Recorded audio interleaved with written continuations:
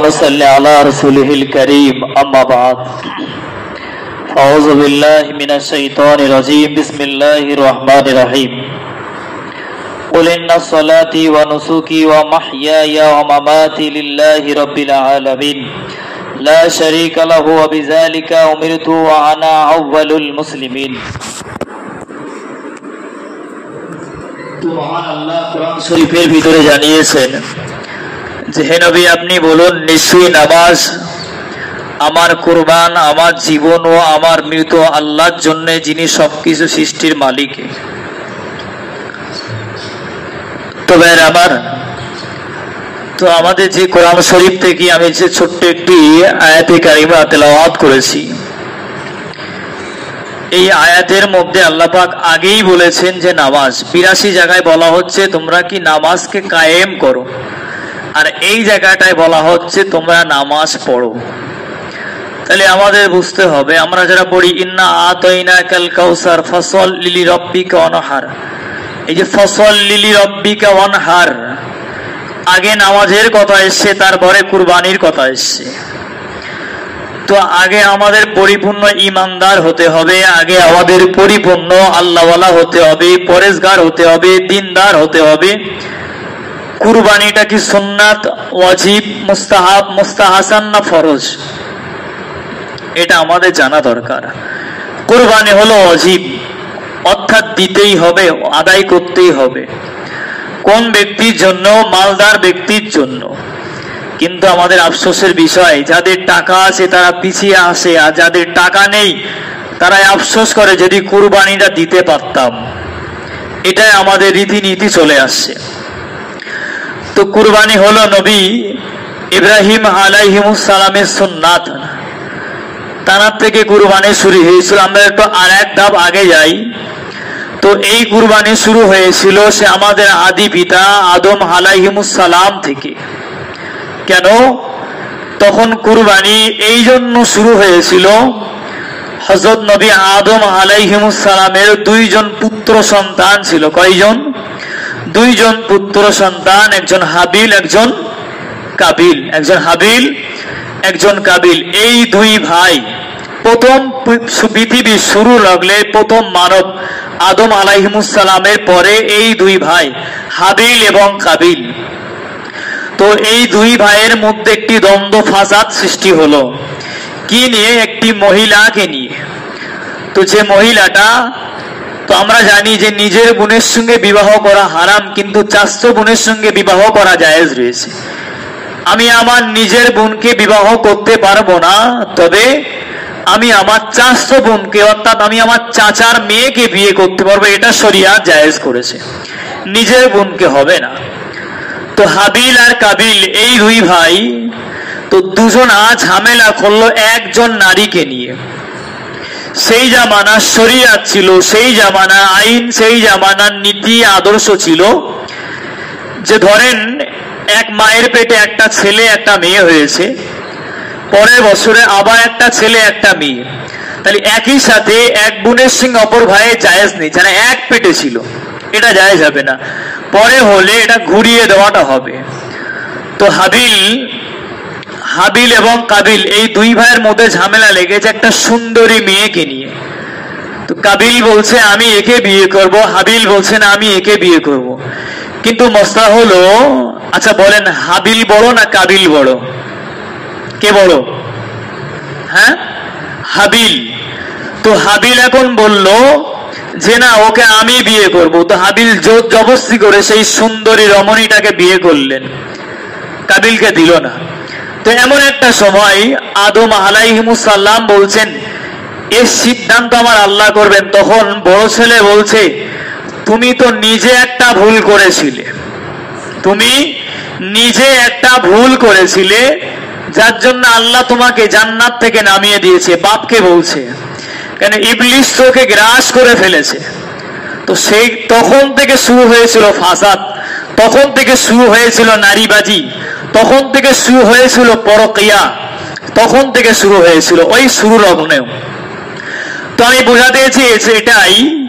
তারপরে মহান আল্লাহ বললেন ও আদম আলাইহিমুস সালাম তোমার ওই 2 ছেলেকে কুরবানি করতে বলো।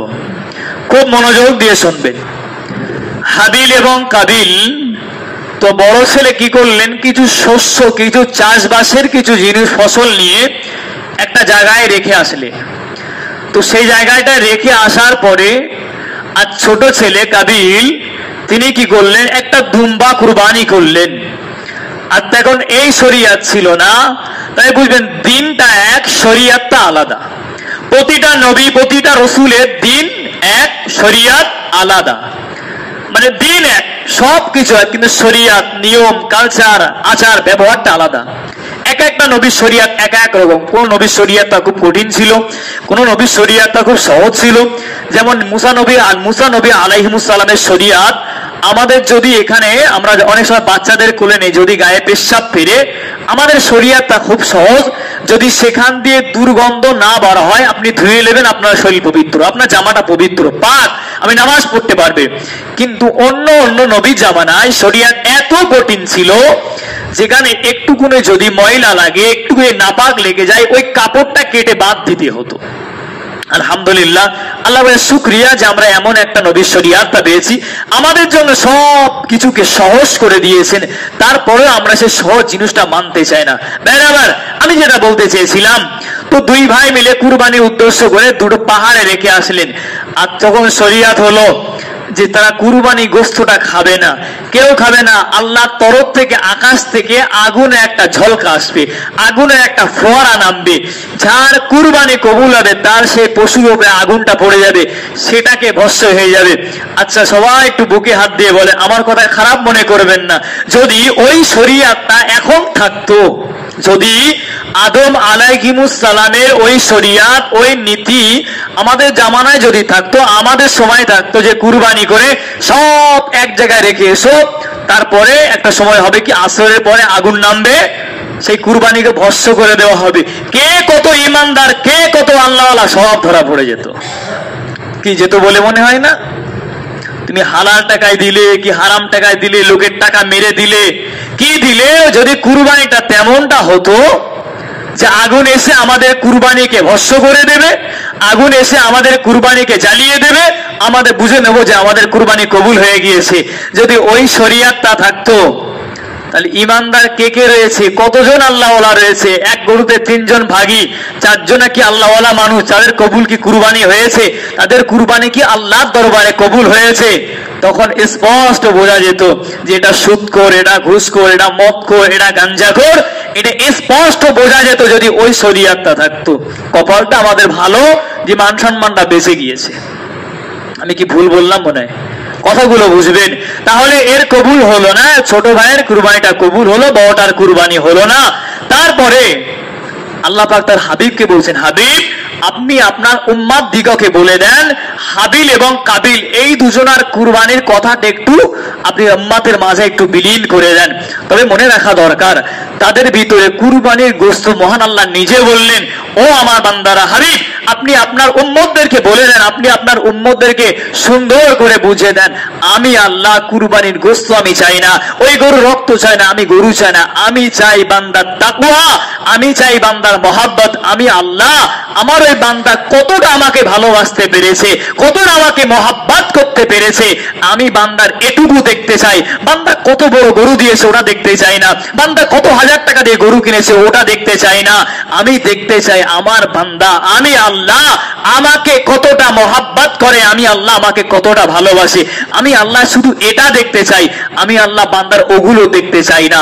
বলে যার যেমন টাকা থাকবে সে তেমন গরু দেবে, তবে হ্যাঁ সামান্য পরিমাণ যেন আমাদের ভিতরে রিয়া না চলে আসে। এখনো 2 সপ্তাহ বাকি রয়েছে, অনেক গরু কিনেছেন বা কিনবেন, এখন নিয়ত করেছেন, সামান্য পরিমাণ রিয়া চলে না আসে। আপনি ভাববেন যে কই আমি তো অহংকার করিনি, এইটা বলার হতে পারে আপনার কথাটা অহংকার। কেমন?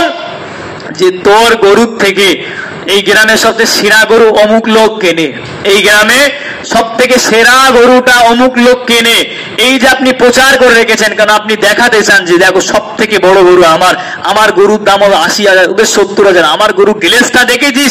এই যে এটা যদি বলেন, হতে পারে আল্লাহর কাছে রিয়া, আল্লাহর কাছে নাও আপনার এই কথাটা পছন্দ হয়ে যেতে পারে।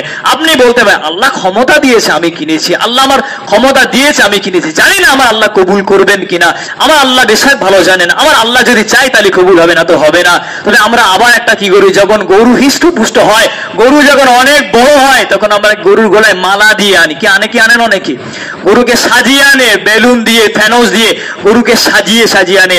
এগুলো কিন্তু জায়েজ নয়, কেন এগুলো যদি আপনি করেন আপনার লোক দেখানো হয়ে যেতে পারে। হাদিসে নাই, কোরআনে নাই, ইজমা কিয়াসে কোথাও আপনি পাবেন না যে গরুকে ওইভাবে মালা দিয়ে সাজিয়ে আনতে হবে, গরুকে ওইভাবে আদর যত্ন করে আনতে হবে। হ্যাঁ, মহব্বত করে আনেন, ভালোবেসে আনেন, তবে কে আপনাকে বলেছে গরুর গলায় গোলাপ ফুলের মালা দিয়ে আনতে, পেটের ওখানে বেলুন দিয়ে সাজিয়ে আনতে? এগুলো জায়েজ নাই। এগুলো যদি আপনি করেন তাহলে আপনার রিয়া চলে আসবে, লোক দেখানো হয়ে যেতে পারে। আপনি গরু নিয়ে হেঁটে হেঁটে আসবেন, 2-3 জনা লাইন দিয়ে ধরে থাকবে, মাশাআল্লাহ গরু তো আসছে, এই যে লোকের ভিতরে আপনার নিজের বড়াইত্ব হতে পারে। দেখো গরু আমি একটা কি লোক দেখেছি যে আমি গরু লেসতেছি, লোক আমার দিক ফিরে দেখতেছে, আমার গরুটা সেরা গরু হয়েছে, আমার গরু যা ক্ষমতা। এই যে কথাবার্তা গুলো আমরা ভুলে যাবো কুরবানির আগে। খবরদার মনে রাখ, এত টাকা খরচা করে আপনি কুরবানি দিচ্ছেন, যদি আপনার কুরবানিটা কবুল নাই, টাকা তো সব পান্তি গেল। গোশ খাওয়ার জন্য মনে হয় 5 কিলো কিনে খান, যদি এরকম নিয়ে থাকে কুরবানি আপনার দেওয়ার কোনো প্রয়োজন নেই, আপনার কুরবানি দেওয়ার কোনো লাভ নেই। যদি আপনার এরকম নিয়ে থাকে তো কুরবানি কিভাবে করতে হবে? এখনো 2 সপ্তাহ বাকি রয়েছে, আমার খেয়াল ছিল, আমি মনে করছিলাম যে হয়তো বেশি দিন বাকি নেই, এখনো 2টো জুম্মা ইনশাআল্লাহ পাচ্ছি, আলোচনা আরো হবে। তো ছোট্ট করে মাথায় রাখেন, আমাদের কুরবানি যারা দেব, আমরা নিজের পশু উত্তম হলো নিজে পুষে সেই গরুকে কুরবানি দেওয়া, কিন্তু নিজের মহাব্বত আল্লাহ পাক রব্বুল আলামিন জাতির পিতা নবী ইব্রাহিম আলাইহিমুস সালামকে স্বপ্নে দেখালেন যে ও ইব্রাহিম আলাইহিমুস সালাম, তুমি তোমার প্রিয় বস্তুকে কুরবানি করো। এক একটা নবীর পেশা ছিল, আমার নবী যেরকম দুম্বা চড়াতেন, আমার নবী যেরকম মেষ নিয়ে যেতেন, এটা আমার নবী মহাব্বত করতেন, ভালোবাসতেন। কিন্তু নাউজুবিল্লাহ, কেউ যদি বলে আমার নবী রাখাল, সে তো কাফের হয়ে যাবে। কেউ যদি বলে আমার নবী রাখাল ছিল, কাফের হয়ে যাবে, মুহূর্তের মধ্যে 1 সেকেন্ড লেট হবে না, কারণ আমার নবী মহাব্বত করতো, আমার নবী ভালোবাসতো। ঠিক নবী ইব্রাহিম আলাইহিস সালাম উট পুষতেন, তো তিনি বললেন আমি তো অনেক উট পুষতে ভালোবাসি, আমার তো এগুলো তো কুরবানি মানে কি, হয়তো গরু ছাগল চাইছে, দুম্বা চাইছে, হাঁস মুরগি তো হয় না। তো এমন একটা সময় ইব্রাহিম আলাইহিস সালাম কি করলেন, 10টা উট, তেজি উট আল্লাহর নামে কুরবানি করলেন। তারপরে আওয়াজ সিগন্যাল পাচ্ছে, না না, আল্লাহ বলছেন তোমার প্রিয় জিনিসটা তুমি কুরবানি করো। কত বড় পরীক্ষা নিচ্ছেন দেখেন আমার আল্লাহ, কত। ওই জন্য আল্লাহ বলে ইব্রাহিম তো খলিল, ইব্রাহিম আমার বন্ধু, ইব্রাহিম আমার দোস্ত, জোরে বলেন না সুবহানাল্লাহ। এমন একটা সময় নবী ইব্রাহিম আলাইহিমুস সালামকে আবার স্বপ্নে দেখা হচ্ছে তুমি তোমার প্রিয় জিনিসটা কুরবানি করো। তিনি উটের গোয়ালে চলে গেলেন, উটের খামার চলে গেলেন, 100 উট নিজে হাতে করে কুরবানি করলেন। 100 উট নিজে হাতে করে কুরবানি করার পরে আবার স্বপ্ন দেখছেন যে তুমি তোমার নিজের প্রিয় জিনিসটা কুরবানি করো। তিনি এটুকু ভাবলেন যে আমার প্রিয় জিনিস আমার ইসমাইল ছাড়া কিছু হতে পারে না, আমার প্রিয় জিনিস আমার ইসমাইল ছাড়া কিছুই হতে পারে না। তিনি ইসমাইলকে বললেন, ইসমাইল আমার আল্লাহ তোমাকে চেয়েছেন কুরবান হতে হবে তোমার। বলেন এমন একটা, যদি আপনার ছেলেকে বলেন যে তোমার বড় ভাইয়ের 3টে ঘর দেব, তোমার ছোট ভাইয়ের 2টো ঘর দেব, বড় ভাই খুশি হবে, ছোট ভাই বেজার হবে কি হবে না? সিদ্ধান্ত কে নিচ্ছেন? বাপ। তাহলে এগুলো যদি এরা বেজার হতে পারে, বড় ভাই 3টে ঘর নেবে, ছোট ভাই 2টো ঘর নেবে, এতে যদি বাপের সিদ্ধান্ত ছেলে যদি না মেনে নিতে পারে, এ তো সামান্য দুনিয়ার সিদ্ধান্ত, আর এখানে জীবনকে কুরবান দেওয়া হচ্ছে, জীবনটা চলে যাবে একেবারের মতো।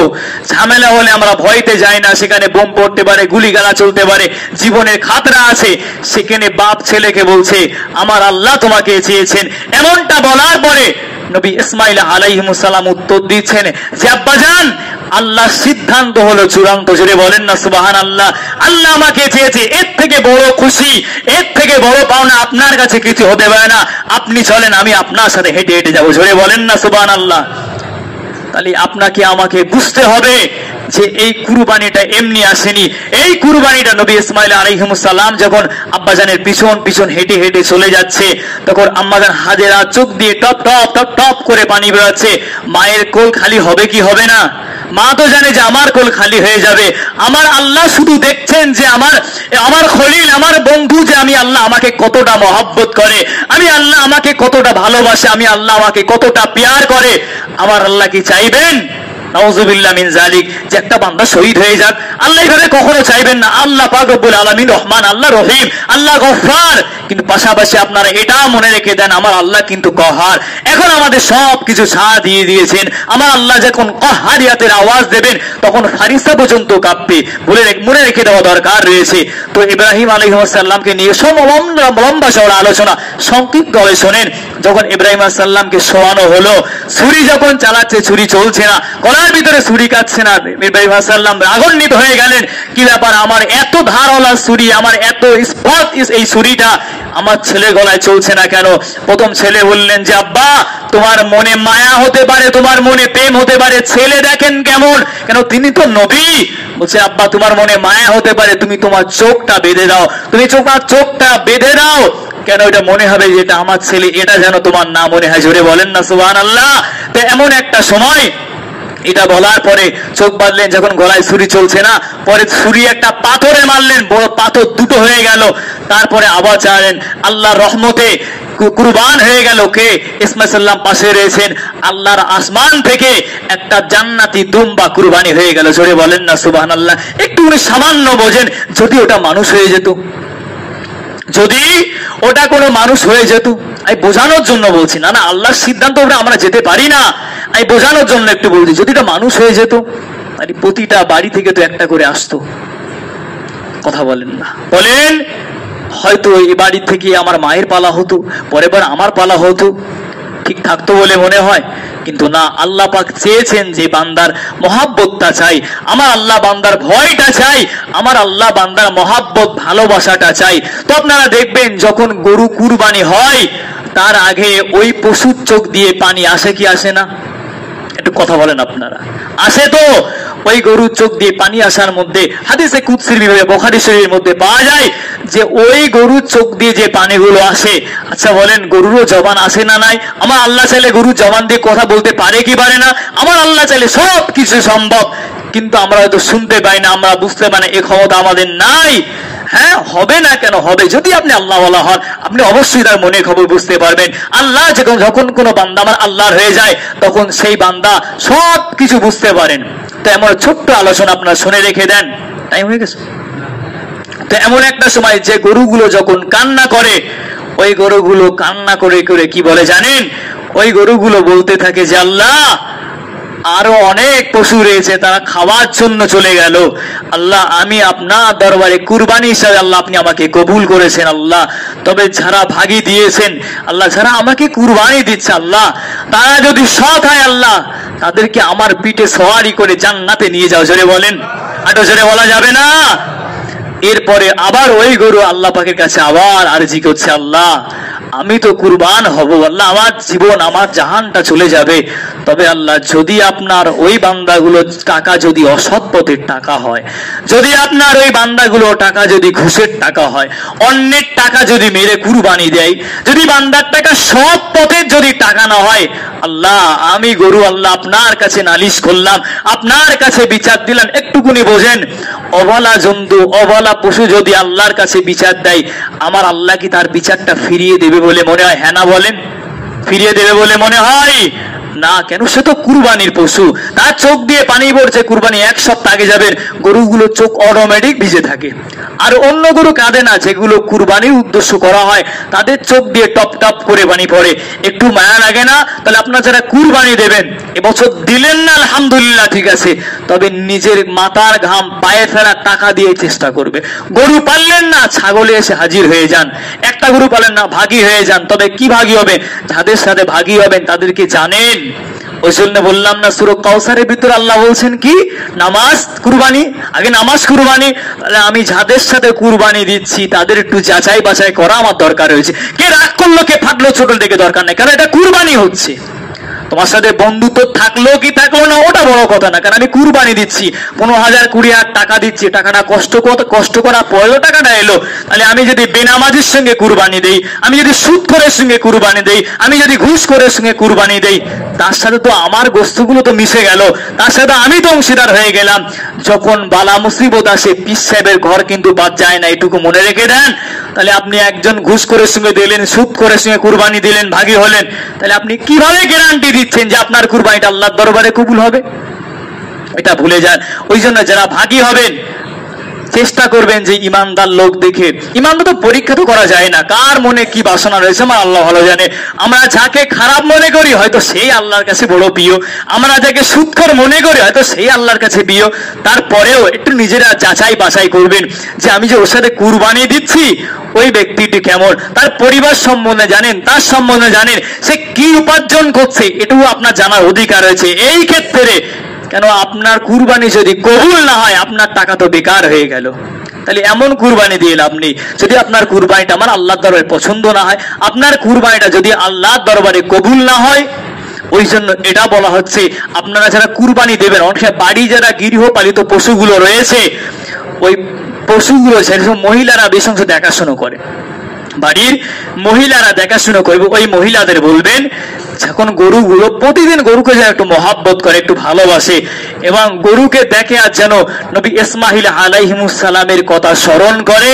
ওই জন্য তো ঈদের আগের দিন রাতে গরুকে খাওয়া দাওয়া নিষেধ আছে তো নাকি? হ্যাঁ, খাওয়া দেন না? ওই দিনও খাওয়া দেয় তো। শুনে রেখে দেন মশলা, গরুকে ওই রাত্রে কিছু দেবেন না। কেন? তার সমস্যা হতে পারে, পেটের সমস্যা হতে পারে, হজমের একটা ব্যাপার আছে এখানে। কেন জবাই করার সময় যদি পেটে হজম তার কষ্ট হবে, তাহলে গরু যেন কোনো প্রকার কষ্ট পায় এটুকু খেয়াল রাখবেন।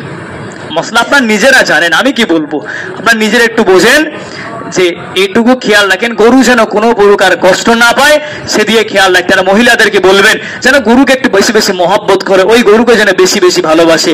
আল্লাহ পাক রব্বুল আলামিন আমাদের সবাইকে শোনার থেকে বেশি বেশি আমল করার তৌফিক দান করুক। আর একটা কথা, আপনারা আগের জুম্মা একটু তাড়াতাড়ি আসবেন, চেষ্টা করবেন একটু 11:30টার সময় আসা, তাহলে কিছু মশলা মাসালা আপনাদের নিয়ে আলোচনা হবে ইনশাআল্লাহ। আসসালামু আলাইকুম রহমতুল্লাহ।